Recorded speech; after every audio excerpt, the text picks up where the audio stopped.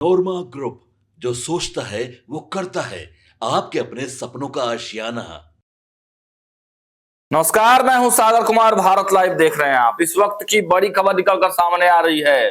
देखिए, अनशन टूटने वाला है। प्रशांत किशोर के अनशन का आज 12वां दिन है और ये खबरें निकलकर आ रही है कि अनशन टूट जाएगा। सरकार प्रशांत किशोर के सामने झुक गई है, गठबंधन हो गया है। क्या कुछ हुआ है डिटेल में बात करेंगे। पहले सिलसिलेवार ढंग से हम आपको बताते चले कि देखिए, प्रशांत किशोर जो जनसुराज के संस्थापक हैं, वो बीपीएससी अभ्यर्थियों के समर्थन में उनके परीक्षा को पूरी तरह से कैंसिल कराकर फिर से री एग्जाम करवाने की मांग पर अड़े हुए थे और इसके लिए उन्होंने गांधी मैदान के गांधी मूर्ति पर जाकर धरना प्रदर्शन शुरू किया था। उसके बाद जब छात्रों ने वहां पर छात्र संसद लगाकर यह तय किया कि नहीं, मुख्यमंत्री जी से मिलने जाना है, तब पूरे छात्र दल बल के साथ लगभग 10,000 छात्रों के साथ प्रशांत किशोर और पूरा उनका काफिला सड़कों पर निकल गया। आपने देखा, हमने खबरें वहां से दिखाई थी आपको किस प्रकार वहां पर छात्रों पर लाठीचार्ज होती है और उससे पहले प्रशांत किशोर वहां से जा चुके थे। उसके बाद जब लाठी चार्ज हो गई तो प्रशांत किशोर का गुस्सा फूटता है और उसके बाद प्रशांत किशोर एक्शन मोड में आते हैं। उन्होंने सरकार को अल्टीमेटम दिया और सरकार ने जब नहीं माना तब वो धरना प्रदर्शन के बजाय आमरण अनशन पर बैठ गए। वो शाम 5 बजे से ही गांधी मैदान के गांधी मूर्ति पर जाकर आमरण अनशन पर बैठ गए और उसके बाद से वहां छात्रों का हुजूम जमा होने लगा। पूरे बिहार से तमाम जो छात्र हैं वहां जुटने लगे। छात्रों और प्रशांत किशोर के समर्थन में पूरा बिहार गोलबंद होने लगा। तब प्रशासन की नींद खुली और सुबह सवेरे 4 बजे के लगभग पुलिस ने उनको वहां से उठा लिया। उठाने के बाद प्रशांत किशोर को तमाम अस्पतालों के चक्कर लगवाने के बाद पटना सिविल कोर्ट में पेश किया गया और वहां से उनको जमानत मिल गई। हालांकि इस बीच काफी ड्रामे भी हुए, सियासी ड्रामे हुए, पॉलिटिकल ड्रामे हुए और जनसुराज की तरफ से उसके बारे में सफाइयां भी दी गई। लेकिन इसके बाद जब प्रशांत किशोर अपने आवास शेखपुरा हाउस पहुंचे, वहां पर उनकी तबीयत बिगड़ी और उन्हें अस्पताल ले जाया गया, मेदांता अस्पताल ले जाया गया। उनकी तबीयत ज्यादा बिगड़ी तो उन्हें आईसीयू में भी शिफ्ट किया गया। वहां से वो रिलीज हो गए, वहां से उनकी छुट्टी मिल गई। हालांकि उन्होंने अनशन नहीं तोड़ा। इस पूरे कार्यक्रम के दौरान प्रशांत किशोर ने जब मीडिया से बातचीत किया तो उन्होंने यह जरूर अंसा दिया, साफ साफ ये क्लियर कर दिया कि देखिए, अनशन जारी रहेगा और फैसला तो गांधी मैदान से ही होगा, क्योंकि शुरुआत गांधी मैदान से ही हुई है। अब इस पूरे समीकरण में एक नया मोड़ कल देखने को मिला। प्रशांत किशोर और उनकी टीम ने एक बड़ा प्लानिंग किया था कि एलसीटी घाट, जो पटना के मरीन ड्राइव के पास एलसीटी घाट है, उस साइड में एक बड़े जगह जो निजी जमीन थी, वहां किसानों से बातचीत करके उस जमीन को एक्वायर किया गया था और वहीं पर टेंट पंडाल लगाकर धरना और आमरण अनशन की बड़ी तैयारी थी प्रशांत किशोर की। लेकिन उस पर भी प्रशांत किशोर की तमाम प्लानिंग पर पटना पुलिस ने दबिश दी और उनके मंसूबों पर पानी फेर दिया। अब प्रशांत किशोर परेशान हो गए कि आखिर पूरे मामले में क्या करें, क्योंकि गांधी मैदान रिस्ट्रिक्टेड एरिया है और जो एरिया एक्वायर उन्होंने किया था उस पर भी प्रशासन ने रोक लगा दिया। हालांकि उनका एक डेलीगेट्स कुछ दिनों पहले महामहिम राज्यपाल महोदय से मिलने जरूर गया था और देखिए, आज सुबह सुबह प्रशांत किशोर और बीपीएससी अभ्यर्थियों के लिए एक बड़ी खुशखबरी निकल कर आई कि महामहिम राज्यपाल जो आरिफ मोहम्मद खान है, बिहार के नए राज्यपाल बनाए गए हैं, काफी एक्टिव हैं। उनके बारे में कहा जाता है कि वो छात्र राजनीति से निकले हुए हैं, तो छात्रों की समस्याओं को बेहतर तरीके से वो जानते हैं।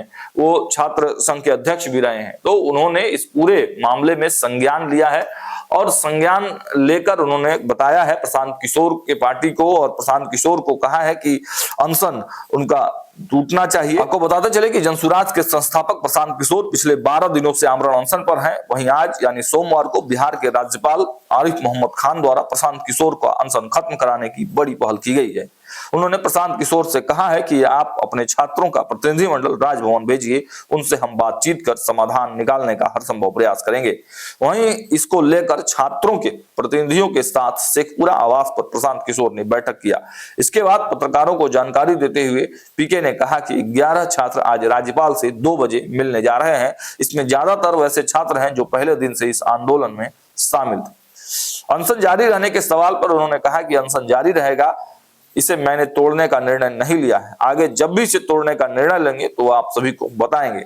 हम लोगों ने निर्णय लिया है कि राज्यपाल से यह अनुरोध किया जाएगा कि एक उच्च स्तरीय जांच कमेटी का गठन किया जाए, ताकि जो छात्रों की बात है या फिर सरकार और बीपीएससी जो कह रही है वह सामने आ सके। वहीं कैंप हटाने को लेकर प्रशांत किशोर ने कहा कि ऐसे कैंप तो मैं पिछले 2 सालों से कई बार कई गांव में लगा चुका हूं। प्रशासन को डर है कि अगर एक बार फिर से प्रशांत किशोर यहां आकर बैठेंगे तो हजारों की भीड़ इकट्ठा हो जाएगी, बहुत ज्यादा परेशानी होगी। अब देखिए, जब ऐसे में छात्रों का एक डेलीगेट जब राज्यपाल महोदय से मिलकर वापस आएगा तो ये देखने वाली बात है कि क्या छात्रों की मांग मान ली जाएगी या छात्र और बीपीएससी और सरकार के बीच में कोई बीच का रास्ता निकाला जाएगा, जिससे प्रशांत किशोर का आमरण अनशन टूटेगा। फिलहाल इस वीडियो में इतना ही। देखते रहिए भारत लाइव। बहुत बहुत धन्यवाद। छात्र बीपीएससी अभ्यर्थी अपने मांगों को लेकर आंदोलनरत हैं। उस दिशा में छात्र गर्दनीबाग में सैकड़ों की संख्या में हर रोज बड़ी कठिनाई में अनशन पर बैठे हुए हैं, धरने पर बैठे हुए हैं। हम लोगों ने भी कुछ अपना प्रयास अपनी ओर से ताकत कुछ लगाई है, अपनी बात रखने का प्रयास किया है। मैं भी पिछले 12 दिन से अनशन पर हूँ। एक अच्छी बात ये हुई है कि कल यहाँ के महामहिम राज्यपाल महोदय ने, जिनसे पहले जनसुराज का एक डेलीगेशन मिला था, उन्होंने अनशन तोड़ने की बात कही थी, लेकिन कल स्वयं से उन्होंने पहल करके छात्रों के हित में एक बहुत बड़ी बात कही है। उन्होंने कहा है कि छात्रों के शिष्टमंडल को भेजा जाए ताकि वो उनसे बात कर सकें और यथासंभव वो कोशिश करेंगे कि छात्रों की जो समस्याएं हैं, जो इनकी बात है, इसको यथोचित सुना जाए और उस पर कार्रवाई हो। उसके लिए वो सरकार से अपने स्तर पर प्रयास और पहल करेंगे। मैं सिर्फ आपको यहाँ पर उन छात्रों से परिचय करा देता हूँ जो लोग आपके सपनों को हमने सजाया है, ई होम्स पैनोरामा को हमने बनाया है। ई होम्स मेरा एक सपना था जिस पे मैं पिछले 4 साल से काम कर रहा था। हमने जो बनाया है वो सबने है माना। ई होम्स पैनोरामा में हो आपका भी आशियाना। और फाइनली हमने 2021 में इस प्रोजेक्ट को लॉन्च किया। बहुत लोग अप्रिशिएट कर रहे हैं कि पूर्णिया जैसे शहर में, बिहार के, एक तो बिहार की बात करें उसमें भी पूर्णिया जैसे छोटे जगह में इस तरह का लाइफस्टाइल देना, ये सुन के हम लोगों को बहुत अच्छा लगता है। ई होम्स में हमने कुछ और भी किया है, जैसे हम जिस जगह में रह रहे हैं हमारे फैमिली सिक्योर हो, उनको सिक्योरिटी का ध्यान में रखा है। आपकी सुविधा और सुरक्षा आपके लिए खास है, ये आपका विश्वास है। इसमें आर्टिफिशियल इंटेलिजेंस का 7 लेयर सिक्योरिटी का हमने इस्तेमाल किया है। लस ग्रीन कैंपस को बनाया है। यदि हमारा बाउंड्री वाल है तो वो वर्टिकल गार्डन है।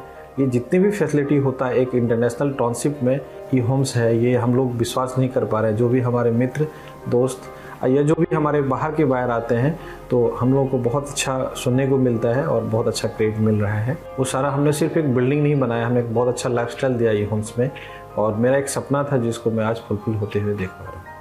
ये आपका आवास है। ई होम्स पैनोरामा में अब आपका निवास है। E homes panorama, luxurious lifestyle redefined. Panorama group, जो सोचता है वो करता है। अगर ये वीडियो पसंद आई और वह बिहार के राजनीति और बिहारियत से सरोकार रखेनी तो सब्सक्राइब बटन दबा के चैनल के सब्सक्राइब कर ली। ओजे एगो घंटी बा, ओकरा बटन दबा देला से कुल सटीक और मारक खबर रुआ मुफ्त में मिल जाई। अगर रुआ पत्रकारिता के हमनी के नया प्रयोग में सहयोग कर चाहतानी तो ज्वाइन बटन दबा दी। पेटीएम नंबर नोट कर ली 9386816700।